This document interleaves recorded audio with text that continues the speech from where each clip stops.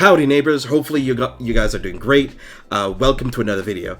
So, first things first, it is hot. It's super hot. And so my takes are also going to be pretty spicy this episode. Right now we're going to be doing a tier list.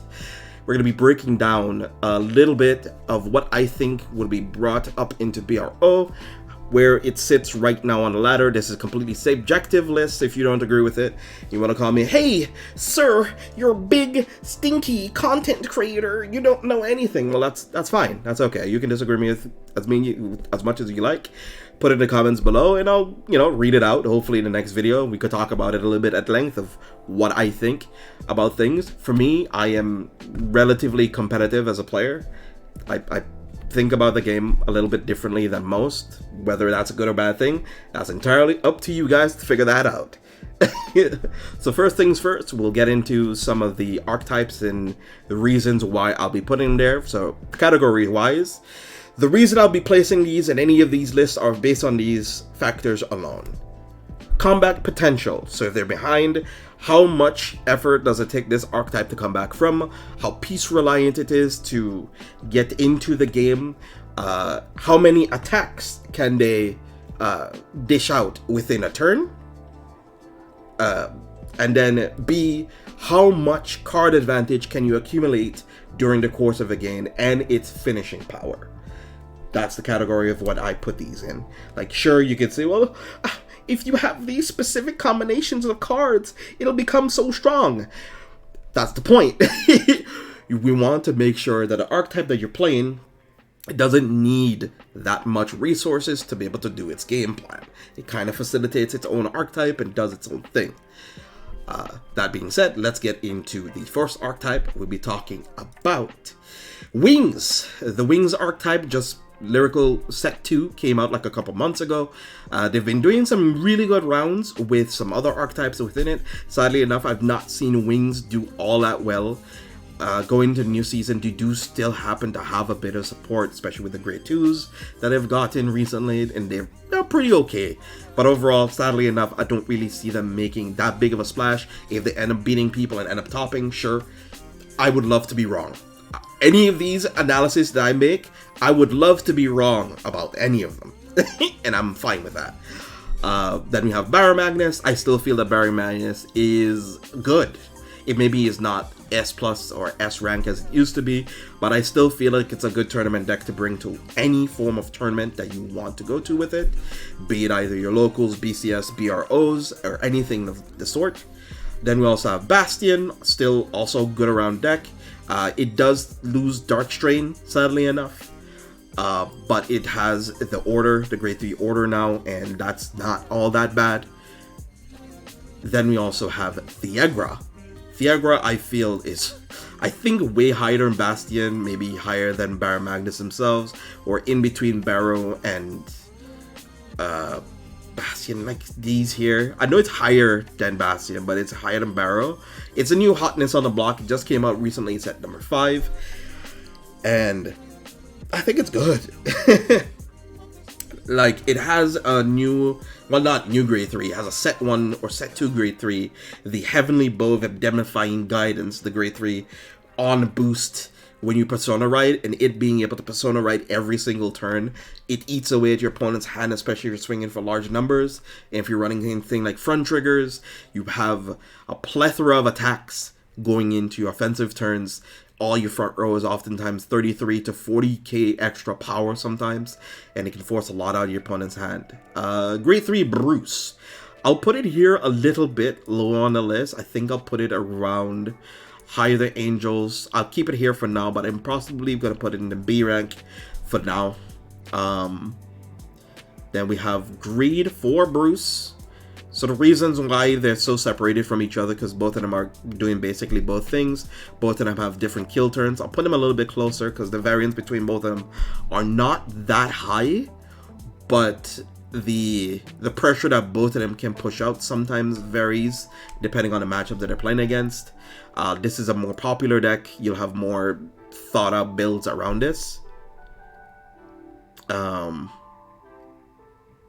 Have more thought about lists around this, and you do still have Quinlan as access to your archetype, and that can still put a whole lot of pressure on your opponent. Then we have Clarissa. Clarissa is one of the older grade 3s. From the first set, they have gotten no good earnest correct support at the moment. I mean, they do, but not ones that matter. So hopefully around the third set of Lyrical Monasterio, they'll be a bit more potent. They'll be going in the same ranking as Wings. They do clear your board though if you get like your first order activation, but most decks nowadays can build up such a big board again after being cleared out. It sometimes doesn't matter. Eugene, best deck, S+. No, but not seriousness, no. I'm sorry. Eugene can retire stuff, but like most of these archetypes have some facet of retire, removal, or some sort of way of getting rid of your opponent's cards, and it's not that unique. Eva suffers a lot from the Orphist situation, where having more orders makes her a bit more potent. In the future, set 6, she will be getting more support, which will make her a bit more potent, but right now, I think I'll put her on the lower end of B. Any of the archetypes I'll be adding to B will possibly be higher than her. If she claims some souls and claps some cheeks, I'm happy to hear it. Filter Rosa, I'll be putting this higher on the C list. This does not mean that this is unplayable or can't beat any of the archetypes. It does have some of the recent ghost support that it's gotten, especially the grade 2 or grade 3 that allows you to call a ghost from your drop zone empty rearguard circle, which is kind of nice, especially if you're drive checking a whole lot and you happen to hit your ghost, and now you can use some of the ghosts in your soul that are in your drop, call themselves out, and you have a whole set of columns again, which is kind of nice. Then we have Powerful. So a lot of Lyrical Monasterio supporters going down here, because obviously some of these are fairly new, undiscovered, under-researched, underutilized. They can possibly beat people, but they're not as strong as they should be. S rank, right now, I feel that Kyrie's relatively up there. I think Kyrie is just like really, really good into almost everything. Hexorb, sadly enough. Hexorb suffers from the same Eugene situation. Both of them have too low support. Or if the support is utilized, it's utilized by different archetypes within their nation. And Hexorb suffers from an issue that on your first persona right turn, you're using up towards to about 2 to 3 CB per turn. And that's too much. It's just too much. You can play some of the counter charge support that we do have, but it also involves your soul. But then you have no soul to use your Ladatita, which is a grade 1, and then it feeds into each other. Chaos. Unironically, I think even though Chaos is somewhere around C tier, I think it still is higher than Eugene and higher than Hexor potentially. I joke, it's lower still. I joke. Premium, I've seen it do funny stuff. Maybe not the strongest thing around, but it can do some really funny, cute things. Lorena Roll. It will go... I still feel Lorena Roll can actually claim some souls. So I think I'll put it in B for now. It possibly could make it into A unless I want to shift any of these into S, as in like very good, that these can potentially top a tournament. You can see them on the final like top 16. So these are probably going to end up being shifted up, and B will probably be open to something else that could fit in there.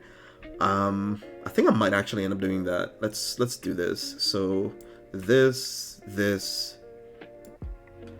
Not sure about these two. These consistently top a whole lot. Then we have Magnolia. Grade 3 Magnolia. I will put this here, because this Grade 3 Magnolia suffers from a unique issue where you could possibly play this, but Grade 4 Magnolia attacks everything from back row, and even with the hit, I still think it's a very threatening deck. Possibly something like this could still happen, like 3 of the grade 4 archetypes could still be strong. Then we have MLB, put it somewhere here. Lorena Roll is still like way better than all the other grade 3 archetypes. I think something like this would be nice. Maybe this? No, like that. Like this is something pretty good. Then we have Nirvana. the Chakrabati. Chakrabati right now is making the rounds. A whole lot of people are playing it, especially with the new grade 4 Vanguard attacker. Hopefully future JJ will put up the image of it. Obviously I'll forget the exact name of it. And then we also have the Brandgate stuff, the Orphists. We have Orphis Regis. I think people are kind of sleeping on this archetype. I think this is a very good contender. I feel that this could be a contender. Could be very dangerous. Then we have regular Orphis. It is a bit weaker, but not by much. I will put it over here. There have been some people who have been mixing both of them together. Since you could ride this irregular Orphis out of your main deck, especially if you're on a high count of damage and you're ready on Abyssal Dark Knight, you can then be Abyssal Dark Knight, call a bunch of tokens out, and then ride into Orphis Regis. And since you probably end up PGing or discarding a whole bunch of stuff, a bunch of your orders that you tend to play a whole lot of, you can use Regis to put the orders back into there, and then you'll be able to create two tokens per turn, which is still kind of nice. So I can see a place where you would probably want to play both of them in the same deck. So this one in your ride deck and this one in main deck, and you have some space to free up for it. So it's entirely up to you. And then another deck people are kind of sleeping on, I think is also pretty dangerous, is PBO. PBO, I feel, can push a whole lot of pressure. It is a 4-attack deck, and you do have access to Blasted Arc that you can constantly keep on using to trim away your opponent's board. But it does eat through your hand, because you need to guard, and you also need to retire 2 units. Maybe 1 unit, actually, because you could just retire the same Blasted Arc that you had on the board if your opponent didn't attack it. I do see... And then moving on to Rorowa. Rorowa has potential. I will put it on the Lorena roll.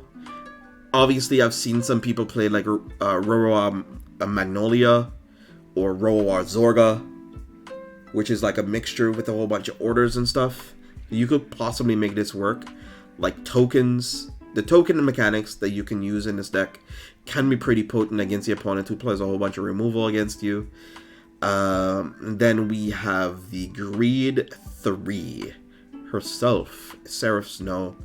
She is a bit weaker in the Grade 3 variant. You could get the triple drive check, but she's still weaker by the standard of other archetypes. Then let's see here.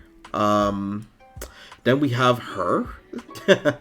Big Seraph Snow, big Grade 4 Seraph Snow. I think she's probably like one of the most potent archetypes. I feel she's possibly, after Magnolia getting hit, there's no other real decks that can keep her on her toes outside of maybe Bhavsagra. Not Bhavsagra, but I'm going to mention that in a second. Nirvana and Kyrie. Possibly these two. And then Theager are coming up at the end here. Bastion and these other archetypes under here doesn't mean that these are bad, nor does it mean that these are completely bad or useless. It just means that they need a lot more pieces to get their going. They got their stuff going. They need a lot of support to keep the pressure onto your opponent. Then we have the collaboration archetypes. These are relatively unknown. I'm going to put them here in B for now, because I feel like you can claim a lot of wins by people not knowing exactly what your archetype does or what your choke points are. And we also have Rekka Ragnarok, also a fairly unknown archetype. I will also put it in B. I don't want to put them in D yet because I feel that these two can be dark horses. So we have Tamayura, another archetype that people are kind of sleeping on. It does give us a Dragon Empire second control archetype with some multi-attacks impressionary, which is kind of nice. Then we also have the End. How good is this? I don't think it's that good, but you could beat people with it. I feel that Tamayura and it and the End are kind of in the same category here. I feel maybe B. Could be A. I think I'll put it in B for now, though.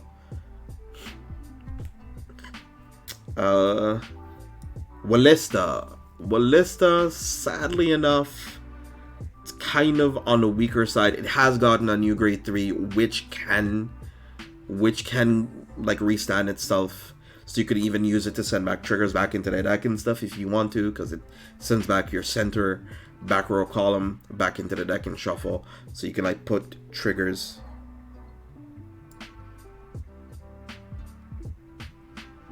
And then let's see here. Then we have the Zorga stuff.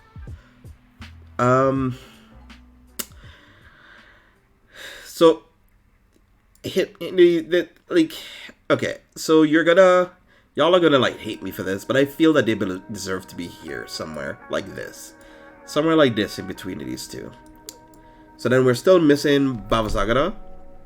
We're still missing Greedon. And then we're missing like Token Rambu.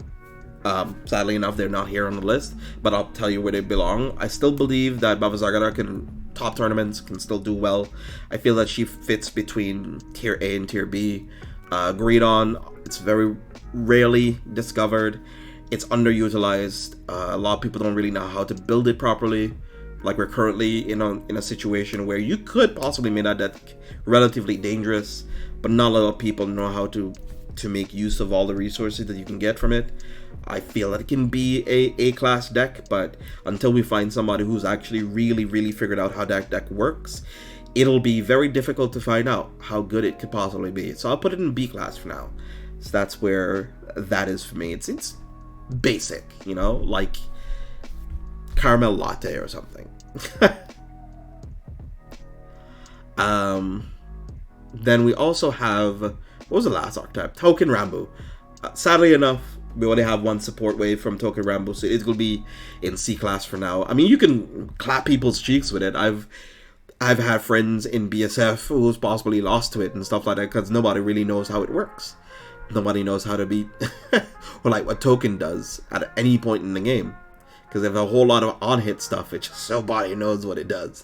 But once you figure it out and you know what the choke points are, I think it'll be fine to hit. So a lot of lyrical Monasterio stuff is down here, but it's due to the fact that some of these have either only one wave of support, the wave of support that they have isn't that high or isn't that potent yet. Because some of the things that are still missing right now is that Feltorosa has some multi-attack in it, but sadly enough it is hindered by the fact that your opponent can damage deny you a whole lot.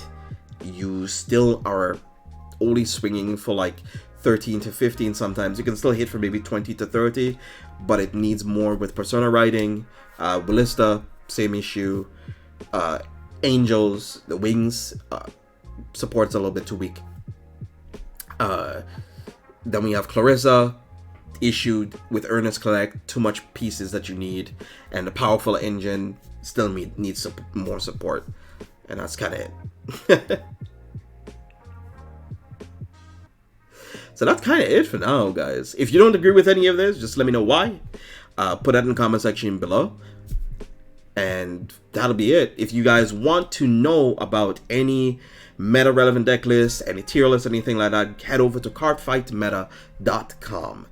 Online site that talks about, has free articles for you guys, has a whole lot of competitive content, has a whole lot of player-friendly new player content as well. So head over to cardfightmeta.com for more information. So hopefully good luck to you guys at BRO, BCSs, and Autumn Fest, and your shop tournaments, and your shop leagues. Hopefully you get to see you guys. Hopefully you guys get to Worlds, because that's what you're playing for. You're playing for a chance to head to Worlds, so good luck. Oh, and before I forget, there's a couple of archetypes that I got help with by our community. Mimish, I don't know her, so she's probably going to see. Greedon, underdeveloped. We talked a little bit about this already. Underdeveloped, also BNNC. Token Rambo, same answer, C. Bavasagara, mentioned this before, but A. Gravidia, A, because it's still pretty potent to a lot of archetypes. It's a bit on the weaker side, so on the low end or A, somewhere into B, somewhere close to where Lorena Roll is. And then we have Flagberg, really potent deck, A. It's really strong. I think it's also an answer to a whole lot of archetypes in the higher ranks, because especially since you have a lot of support that you could use from Stoicheia, Spiritual Body and Condensations are very good, and most of these archetypes that I'm mentioning, all of the Storkea archetypes can use Spiritual Body, and those are the archetypes that are using them. So, you know, have at that. You have a free Monster Reborn, basically, in that archetype, which makes that deck a whole lot more potent. So yeah, have fun. Have fun with those.